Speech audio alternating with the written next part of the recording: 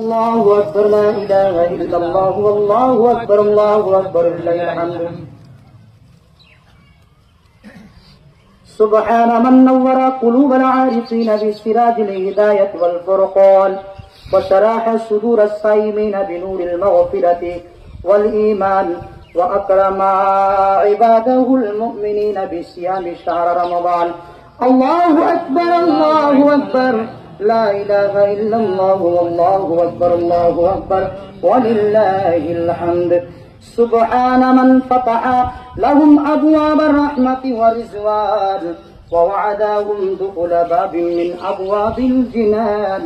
كما أخبرنا نبي آخر الزمان إن في الجنة باب يقال له الريان لا يدخله إلا الصائمون شهر رمضان. الله أكبر الله أكبر لا إله إلا الله والله أكبر الله أكبر لله الحمد. سبحان من أنزل القرآن على نبينا في أشرف ليلة من ليالي شهر رمضان وجعل قيامها خيرا من قيام ألف شهر بالعدل والإحسان وأرسل فيه الملائكة لتبليغ سلامه على كافة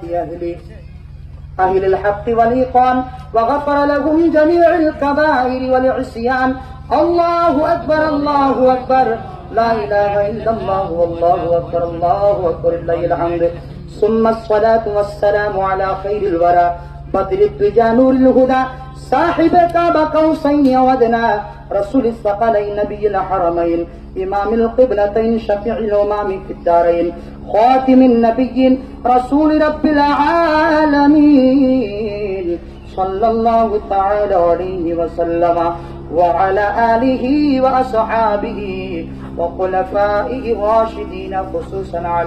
على الإمام سيد أهل العرفان خليفة رسول الله في كل مكان أمير المؤمنين أبي بكر الصديق الصادق الشفيق رضي الله تعالى عنه وعلى الإمام قاتل الكفارة وأهل الطغيان أمير المؤمنين عمر الفاروق المؤيد بالإحسان رضي الله تعالى عنه وعلى إمام حبيب الله المنان ناصر أهل الإيمان جامع القرآن أمير المؤمنين عثمان بن عفان رضي الله تعالى عنه وعلى أشجاع الشجعان مطعم المساكين والجيعان أمير المؤمنين علي المرتضى المستعان كرم الله تعالى وجهه وعلى الإمامين الفاضلين كاملين أبي محمد الحسن وأبي عبد الله الحسين رضي الله تعالى عنهما وعلى أمهما سيدة النساء فاطمة الزهراء رضي الله تعالى عنها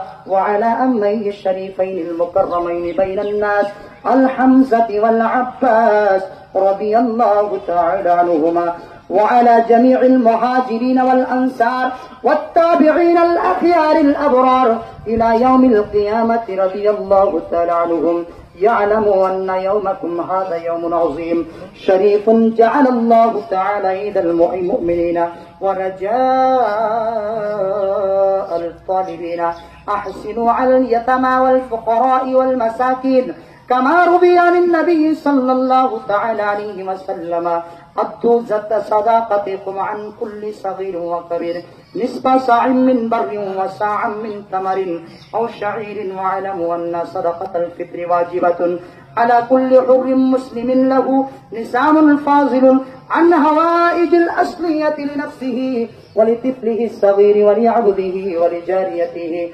ملكا. قال النبي صلى الله تعالى عليه وسلم زكاة الفطر طهور الصيام من اللغو والطغومة للمساكين. بارك الله لنا ولكم في القرآن العظيم ونفعنا وإياكم بالآيات والذكر الحكيم. أستغفر الله لي ولكم أجمعين إنه هو الغفور الرحيم.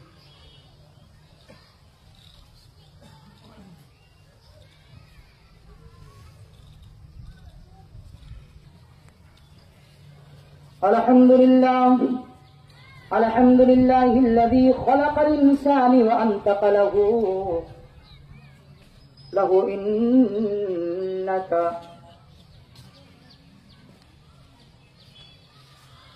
له اللسان وعلمه البيان وعين للصيام من شهور سنة شهر رمضان وأشهد أن لا إله إلا الله وحده لا شريك له وأشهد أن محمدا عبده ورسوله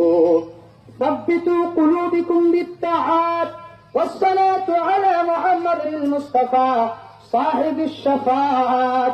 إن الله وملائكته يصلون على النبي يا أيها الذين آمنوا صلوا عليه وسلموا تسليما اللهم صل على محمد وعلى آل محمد بعدد من صلى وصام وصل على محمد وعلى آل محمد بعدد من قعد وقام وصل على جميع الأنبياء والمرسلين وعلى عباد الله الصالحين وعلى أهل طاعتك أجمعين برحمتك يا أرحم الراحمين اللهم اغفر للمؤمنين والمؤمنات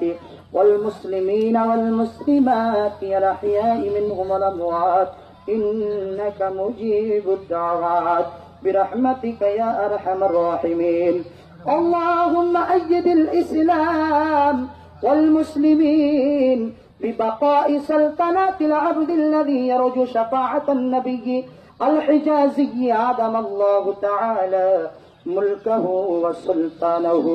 وأفاد على العالمين بره وإحسانه اللهم انصر من نصر دين محمد صلى الله تعالى عليه وسلم وجعلنا منهم وخذل من خذل